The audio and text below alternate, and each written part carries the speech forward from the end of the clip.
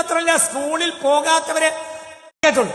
922 മുതൽ കൊടുങ്ങല്ലൂർ ഒരു സ്കൂളുണ്ട്. ആർക്ക്? കേരളത്തിലെ ആദ്യത്തെ വഹാബി പ്രസ്ഥാനത്തിന് സ്കൂളുണ്ട്. എന്താ നിങ്ങൾ വക വെച്ചു കൊടുക്കണേ? നേര് വക വെച്ച് കൊടുക്ക്. കേരളത്തിലെ ആദ്യത്തെ വഹാബി പ്രസ്ഥാനത്തിന് സ്കൂളുണ്ട്. എന്താ നിങ്ങൾ വക വെച്ചു കൊടുക്കണേ? നേര് വക വെച്ച് കൊടുക്ക്. കൊടുങ്ങല്ലൂരിൽ 922 സ്കൂൾ തുടങ്ങി. സുന്നികൾ എന്ന സ്കൂൾ തുടങ്ങി. സുന്നികൾ മദ്രസ തുടങ്ങിയത് 52-ലാണ്. 22-ൽ അവർക്ക് സ്കൂളുണ്ട്. സ്കൂളുണ്ടെന്ന് മാത്രമല്ല, സ്കൂളിൽ പോകാത്തവരെ അവരുടെ മാനുവൽ ബഹിഷ്കരിച്ചു. സ്കൂളിലേക്ക് കുട്ടികളെ അയക്കൂലെങ്കിൽ ബഹിഷ്കരിക്കും. മാനുവൽ ഒന്നും ചെയ്തു കൊടുക്കൂല. കേരള മുസ്ലിം ഐക്യസംഘത്തിന്റെ വിദ്യാഭ്യാസ പ്രവർത്തനങ്ങൾ കൊടുങ്ങല്ലൂർ പ്രദേശത്ത് മാത്രമായി ഒതുങ്ങി നിന്നില്ല. ഇ.കെ. മൗലവിയും സംഘവും കൊടുങ്ങല്ലൂർ നടത്തിയ വിദ്യാഭ്യാസ പ്രവർത്തനങ്ങൾക്ക് സമാനമായി അദ്ദേഹത്തിന്റെ സഹപ്രവർത്തകന് ഐക്യസംഘത്തിന്റെ മുന്നണി പോരാളിയുമായിരുന്ന ഷെറൂൽ സാഹിബ് കാസർഗോഡ് ഉൾപ്പെടുന്ന തെക്കൻ കാനറ പ്രദേശങ്ങളിൽ വിദ്യാഭ്യാസ പ്രവർത്തനങ്ങൾക്ക് നേതൃത്വം നൽകി. അതായത് ഐക്യസംഘത്തിന് ആളുകൾ കൊടുങ്ങല്ലൂരും പ്രവർത്തിച്ചു. എവിടെ വരെ പ്രവർത്തിച്ചു? കാസർഗോഡ് വരെ വിദ്യാഭ്യാസ പ്രവർത്തനങ്ങൾക്ക് നേതൃത്വം നൽകി. നല്ലതല്ലേ? ദേശീയ സമര സ്വാതന്ത്ര്യ സമരത്തിന്റെ പ്രസ്ഥാനങ്ങൾക്ക് വേണ്ടി മുന്നിൽ നിന്നു. ദേശീയ സമര പ്രസ്ഥാനത്തിലും ഷെറൂൽ സാഹിബ് സജീവമായിരുന്നു. ഇ.കെ. മൗലവിയുമായി ശക്തവും നിരന്തരവുമായ ബന്ധമായിരുന്നു അദ്ദേഹത്തിനുണ്ടായിരുന്നത്. ഇ.കെ. മൗലവിക്ക് പുറമെ കെ.പി. കേശവ മേനോൻ, കെ. മാധവൻ നായർ, യു. ഗോപാല മേനോന്, അമ്പലക്കാട്ട് കരുണാകര മേനോന്, മുഹമ്മദ് അബ്ദുറഹ്മാൻ സാഹിബ്, കട്ടിലശ്ശേരി മുഹമ്മദ് കുട്ടി മൗലവി, കെ. എം മൗലവി എന്നിവരുമായി ഷെറൂൽ സാഹിബ് നിരന്തരമായി ബന്ധപ്പെട്ടിരുന്നു. അദ്ദേഹം പണക്കാരനാണ്, കാസർകോട്ടുകാരനാണ്. അവിടെ സ്കൂളുകളൊക്കെ ഉണ്ടാക്കിയത് അദ്ദേഹം 922-കളിൽ. അവരുടെ പ്രവർത്തനങ്ങൾക്ക് വിലപ്പെട്ട സംഭാവനകളും ഷെറൂൽ സാഹിബ് നൽകുമായിരുന്നു. ദേശീയ സമരങ്ങൾക്ക് നേതൃത്വം നൽകിയിരുന്ന മാതൃഭൂമി ദിനപത്രത്തിന്റെ അക്കാലത്തെ സാരഥികളെയെല്ലാം നേരിൽ പോയി കണ്ട് പരിചയപ്പെടുകയും അവരുടെ ആശയങ്ങൾ നാട്ടിൽ പ്രചരിപ്പിക്കാൻ മുന്നിൽ നിൽക്കുകയും ചെയ്തിരുന്ന ദേശസ്നേഹി കൂടിയായിരുന്നു ഷെറൂൽ സാഹിബ്. ദേശീയ സ്വാതന്ത്ര്യ സമര സേനാനികളുമായി കത്തിടപാടുകൾ നടത്തുന്നത് അദ്ദേഹത്തിന് പതിവായിരുന്നു. നല്ലതോ ചീത്തയോ? പറ, നല്ലതോ ചീത്തയോ? നല്ലത്. മുസ്ലിം സമുദായ പരിഷ്കരണ പ്രസ്ഥാനമായ കേരള മുസ്ലിം ഐക്യസംഘം കൊടുങ്ങല്ലൂരിൽ പിറന്ന കാലം 23 മുതൽ അതിന്റെ നേതാവായിരുന്ന ഷെറൂൽ സാഹിബ് ഇ.കെ. മൗലവി ആണെന്ന് ഇ.കെ. മൗലവി എഴുതിയിട്ടുണ്ട്. കുട്ടികളെ കേട്ടോളൂ. 922 മുതൽ കൊടുങ്ങല്ലൂർ ഒരു സ്കൂളുണ്ട്. ആർക്ക്? കേരളത്തിലെ ആദ്യത്തെ വഹാബി പ്രസ്ഥാനത്തിന് സ്കൂളുണ്ട്. എന്താ നിങ്ങൾ വക വെച്ചു കൊടുക്കണേ? നേര് വക വെച്ച് കൊടുക്ക്. ഉണ്ട്. സമകാലിക മലയാളത്തിലേക്ക് ഞാൻ വീണ്ടും തിരിച്ചു വരാം.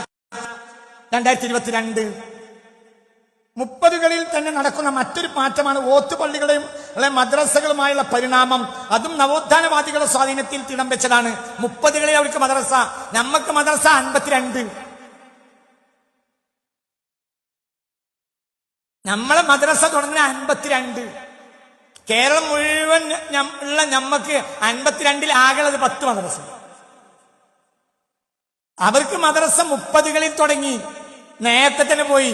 അവർക്ക് ലക്ഷ്യമുണ്ടായിരുന്നു. നല്ലോണം മനസ്സിലാക്കണം. ഓത്തുപള്ളികളുടെ പഠനങ്ങളെയും പ്രവർത്തികളെയും കാലാരണപ്പെട്ടതായും സംസ്കാരമില്ലാത്തതായും ചിത്രീകരിക്കാൻ കഴിഞ്ഞതു വഴി അതിനു പകരം പുതിയ ഒരു സ്ഥാപനം വളർത്തിയെടുക്കാൻ നവോത്ഥാന പ്രസ്ഥാനക്കാർക്ക് കഴിഞ്ഞു. 1937 ആയപ്പോഴേക്കും തിരുരങ്ങാടിയിലെ നൂറുൽ ഇസ്ലാം മദ്രസ ഇവരുടെ കേരള ജമിയത്തുൽ ഉലമയ്ക്ക് കീഴിൽ വന്നു. 1937 തിരുരങ്ങാടിയിൽ 1937 നമ്മൾ ആദ്യത്തെ മദ്രസ എന്നാ സംഘടന നടത്തുന്ന ആദ്യത്തെ മദ്രസ എന്നാ 1952 തിരുരങ്ങാടിയിൽ നൂറുൽ ഇസ്ലാം മദ്രസ പോലെ സ്ഥാപനങ്ങൾ വളർന്നു പോലുള്ള സ്ഥാപനങ്ങൾ വളർന്നു വന്നു. 1947 ആയപ്പോഴേക്കിന് അറബി കോളേജ് ഉണ്ടായി. നമ്മൾ ആദ്യത്തെ അറബി കോളേജ് ഏതാ? സംഘടനയ്ക്ക് കീഴിൽ ആദ്യത്തെ അറബി കോളേജ് എന്താ? 1963 ഇവര് അറബി കോളേജ് ഉണ്ടാക്കാൻ വേണ്ടി തീരുമാനിക്കുന്നത് 1924. നമ്മൾ തീരുമാനിക്കുന്നത് 63. വലിയ വ്യത്യാസ. നമ്മൾ തീരുമാനിക്കുന്നത് 1963. നമ്മളെ സംഘടനയ്ക്ക് കീഴിൽ വന്ന ആദ്യത്തെ അറബി കോളേജ് ഏതാ? പട്ടിക്കാട് ജാമിഅ നൂരിയ.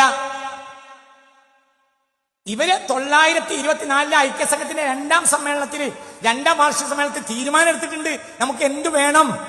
അറബിക് കോളേജ് വേണം. പണ്ഡിത സംഘടന വന്നു വേണം. 1940കളുടെ രണ്ടാം പടിയിൽ സെലഫി മദ്രസ പാഠപുസ്തകങ്ങൾ അച്ചടിച്ച് വിതരണം ചെയ്തു. 1940കളുടെ രണ്ടാം പകുതിയിൽ, അതായത് 45ഓട് കൂടി മദ്രസ പാഠപുസ്തകം അച്ചടിച്ച് വിതരണം ചെയ്തു. ആര്? വഹാബികള്. നമ്മളെ പാഠപുസ്തകം എന്താ വരുന്നത്? 1952